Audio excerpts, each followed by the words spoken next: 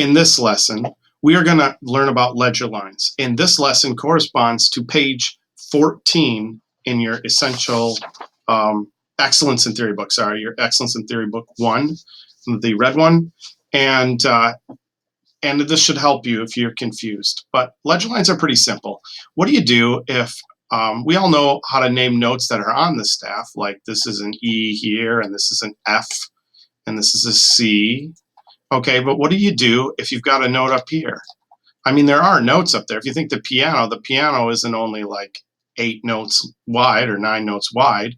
It's a whole bunch, right? It goes pretty far. So we got to figure out what to do. And that's where ledger lines come into play. So musictheory.net, which I'm going to give credit to here, this musictheory.net, is got a really great way to show you about it. So well, this is a treble clef, and we know that's G. And if you just go alphabetically, it just keeps going until it gets back to G again. So G, A, B, C, D, E, F, G, right? So what do we do? Naturally, the next note to come would probably be an A, right? G and A would be an A. So we would have to figure out, so what do you do? What do you put here? And what we'll do is we'll draw a ledger line. And a ledger line is this little tiny line that just extends the staff. Notice it's the same distance apart as the rest of them. And then if we put an A on it, then we have our A. So a ledger line just keeps going and going and going. So if we do our bass clef, it tells us where F is, and we can fill in all the rest of the notes the same way. You know, they're just alphabetical order. F, E, D, C, B, A. If you did it backwards right here, A, B, C, D, E, F, G, and A. So if we go down one more, this would be an F right here. If I go down one more note like this, okay, that'd be an F. All right. If I went down another note past that, I would draw a ledger line and then draw a note on it, just like this. Okay, let's finish the rest of this staff here. So this is my really good mouse drawing, huh? Right there. Okay.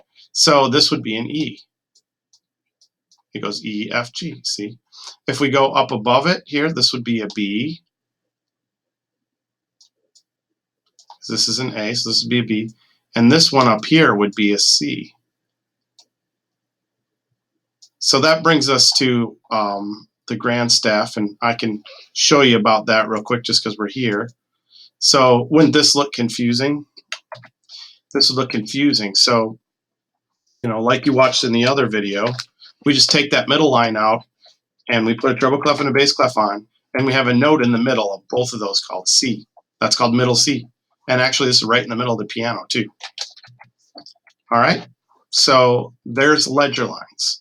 So in your book now, you're going to have to take and you're going to have to look at, name the notes. And then when there's a ledger line, you might have to count using your alphabet up or down above the staff. Okay? Also, you should know that the answers are kind of up here, too. So if you're confused, you can look up here. Try to do it without looking up here when you're doing the stuff down here. But maybe you can look up there if you're confused. Okay, and that actually should help you do this page and the next page. Actually should help you get all the way to page 16. So there you go. Short, sweet video. Let me know if something didn't work, and I'll try to fix it. And good luck.